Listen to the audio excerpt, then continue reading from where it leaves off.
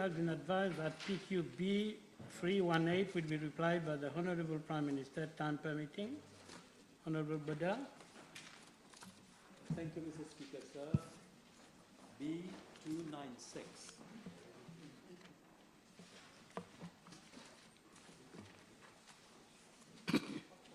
Mr. Speaker, sir, the House is fully aware that my government has been dealing with the drug scourge on various fronts.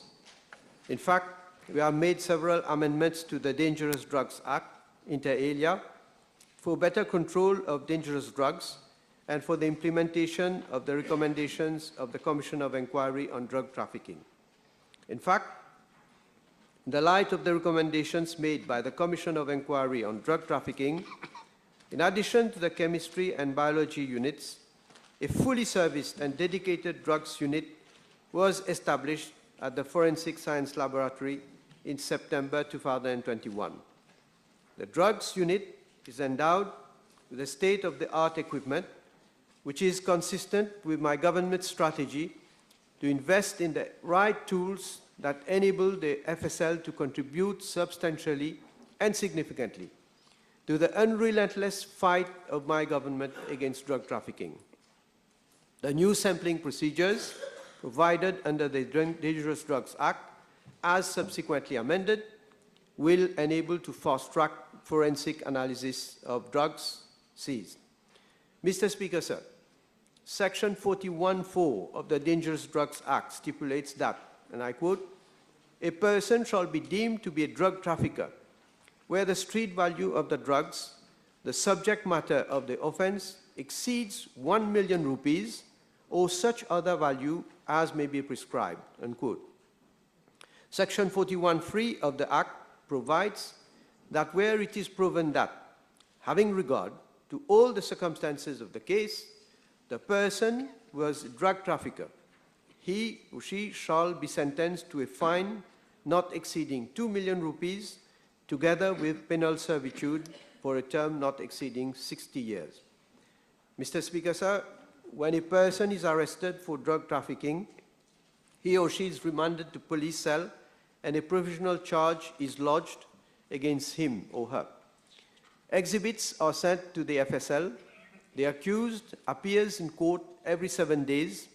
After 21 days of detention, he or she is remanded to jail if police objects to his or her release. Upon completion of the inquiry, the case file is forwarded to the Office of the Director of Public Prosecutions for advice. The time taken by police to complete inquiries into drug trafficking cases depends on the following factors: examination of exhibits at FSL, response to mutual legal assistance by foreign countries in cases where there are international ramifications, response to judge's order by service providers, financial institutions to provide itemized bills, bank statements, and other information required for the purpose of investigation, parallel financial investigations with other investigating authorities are carried out into such cases for establishing cases of money laundering, hence it is time-consuming. Statements that have to be recorded from many witnesses, and during the course of investigation, the accused parties may incriminate other suspects by providing only nicknames which need to be ascertained, and very often they are at large. And lawyers assisting suspects are at times not readily available for police investigation. Mr. Speaker, sir, I am informed by the Acting Commissioner of Prisons that to date, 63 prisoners, including 28 foreign nationals, have been convicted for drug trafficking and are serving sentence of over 10 years. Mr. Speaker, sir, I am informed by the Commissioner of Police that since 2015 to 2022, there have been 199 cases reported for drug trafficking.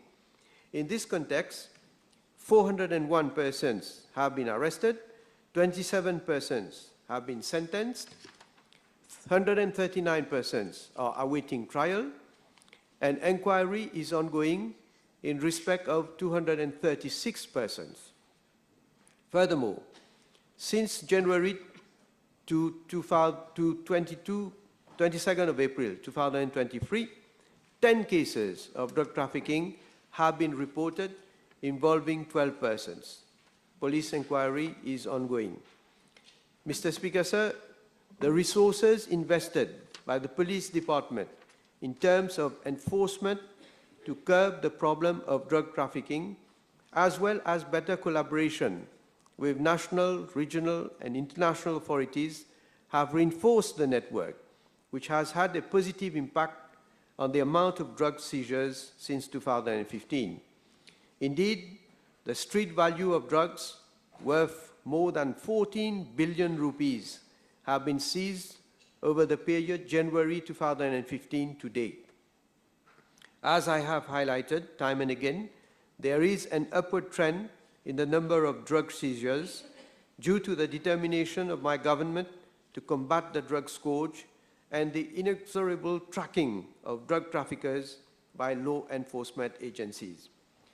Mr. Speaker, sir, alongside the idea of a caring government for victims, we will continue to be ruthless towards drug traffickers. The following measures are being taken by police in its zero-tolerance approach for the enforcement of the Dangerous Drugs Act. Regular targeted intelligence-based crackdown operations are being carried out around the island, particularly in affected areas.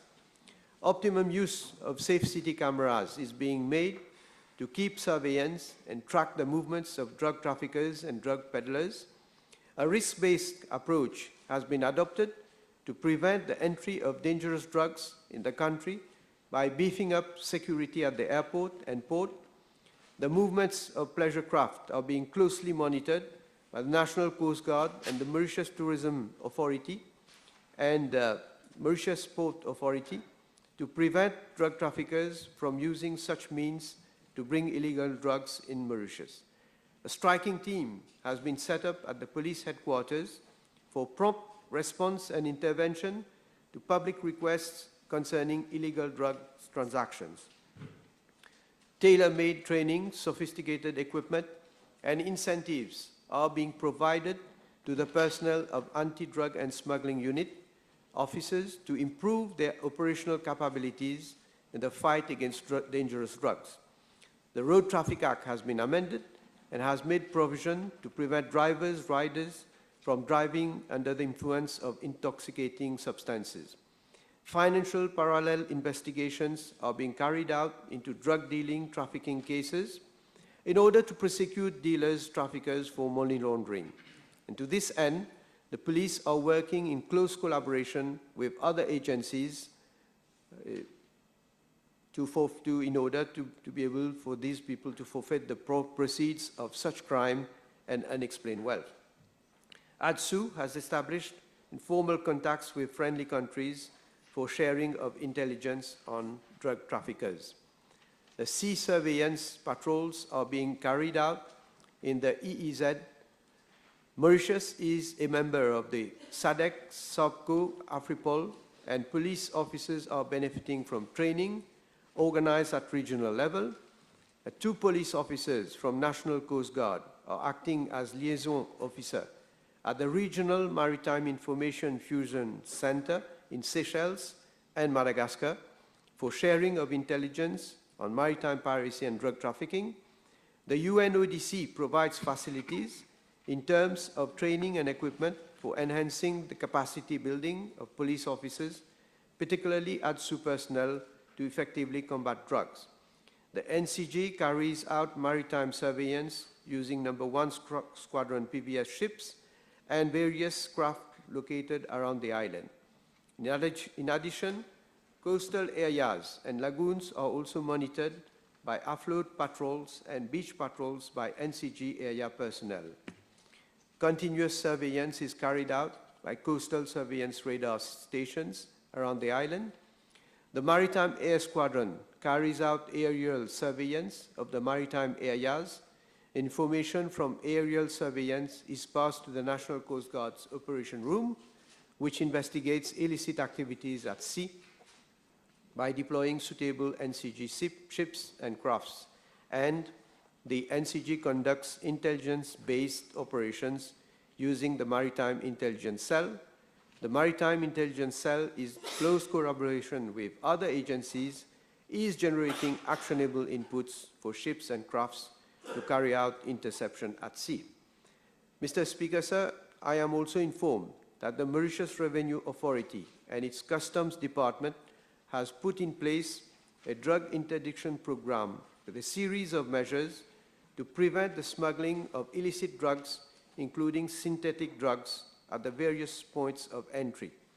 These measures include the following: use of 2 fast interceptor boats, 2 rigid hull interceptor boats, and 1 patrol boat for patrols along the coast and outside the harbor, vessel tracking system for gathering of information regarding vessels' real-time positioning, better targeting and scheduling of appropriate actions essential for enforcement, acquisition and use of high-tech equipment for the scanning of parcels, containers, luggage, and even people who are carrying suspicious luggage, and deployment of 18 sniffer dogs of the MRA K9 unit for detection of illicit drugs at the port, airport, parcel post, courier services, and container terminal. Mr. Speaker, sir, in addition to sensitization campaigns by the police and the Ministry of Health and Wellness, Ministry of Education, Tertiary Education, Science and Technology conducts extensive prevention programs at the educational institutions through the Get Connected program.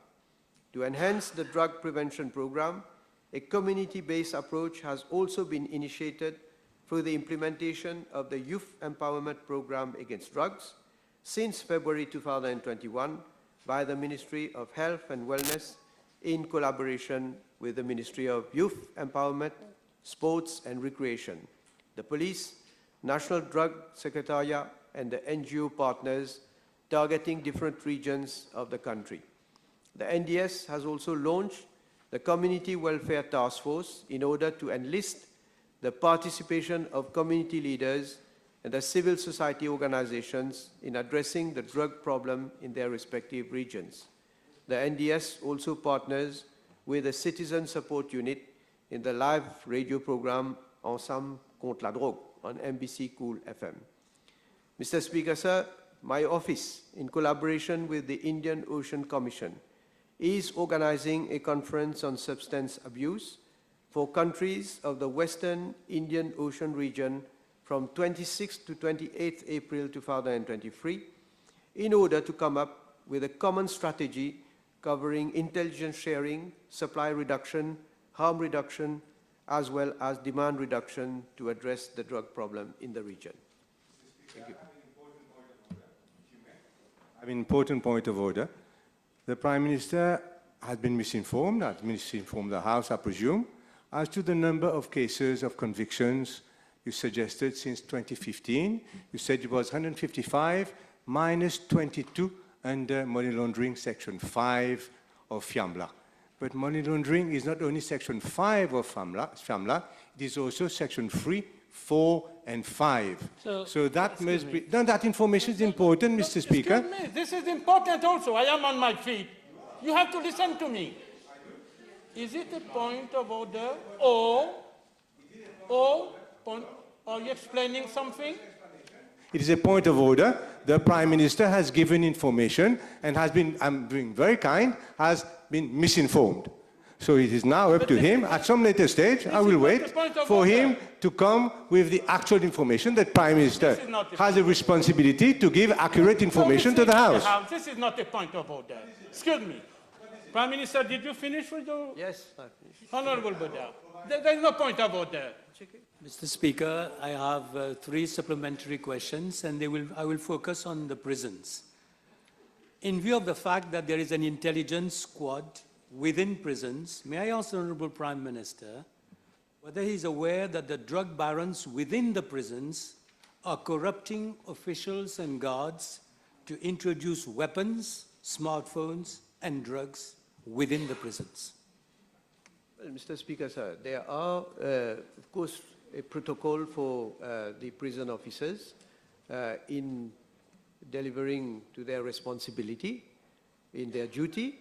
There are regular checks that are made. I am aware that those dangerous, especially those who have been convicted, so-called dangerous drug barons, they are under specific surveillance.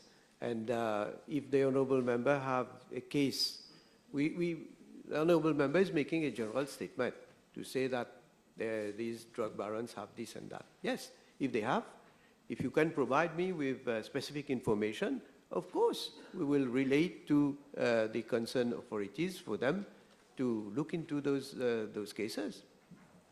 My homework, Mr. Speaker.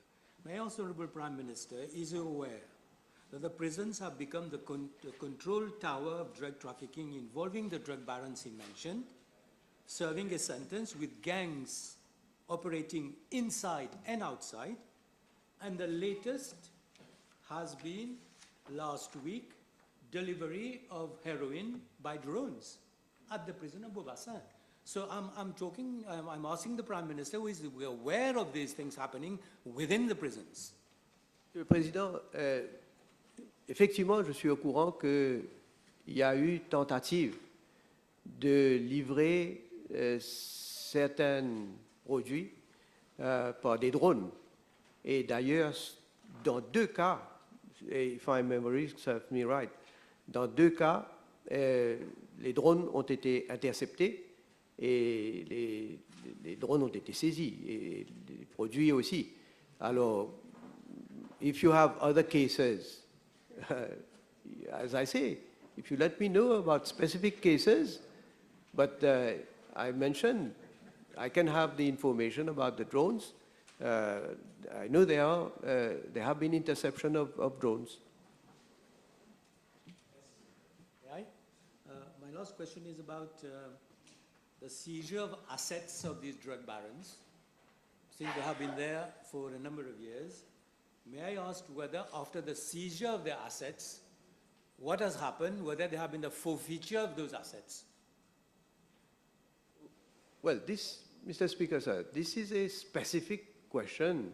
Well, I hope the honourable member will understand. He has put a question with regard to prisoners and those who are serving sentences over 10 years. Now, with regard to their assets, definitely I will find out. I don't have the information with me right now, but the honourable member must come with a specific question with regard to seizure of assets and what has been the outcome of those seizures, what has happened to those assets. I will certainly get the information and provide it to the House.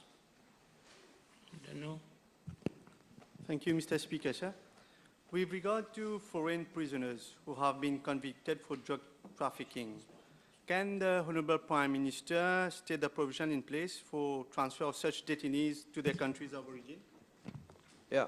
Mr. Speaker, sir, in line with Section 3 of the Transfer of Prisoners Act of 2001, the transfer of foreign convicted prisoners may be effected in the following ways. 1, between Mauritius and 54 other countries which are party to the Strasbourg Convention on transfer of sentenced persons by virtue of the Transfer of Prisoners Convention Regulations 2005. 2, between Mauritius and 22 other Commonwealth countries by virtue of the Transfer of Prisoners Commonwealth Countries Regulations 2002. And 3, by way of bilateral agreements with other countries and subsequent regulations that are made pursuant to Section 3 of the Transfer of Prisoners Act. And as at date, Mauritius has bilateral transfer agreements with the following countries, that is Republic of Guinea, Republic of Madagascar, Republic of India, Republic of Mozambique, Republic of Seychelles, and Republic of Uganda. On 25th of June 2021, following government approval, the relevant regulations were promulgated with effect from 1st August 2021 to provide for a foreign detainee to be eligible for transfer to his country of origin after having served 1/3 of their sentence in Mauritius instead of 2/3 previously. This is the information I can provide to the House. Yes, please.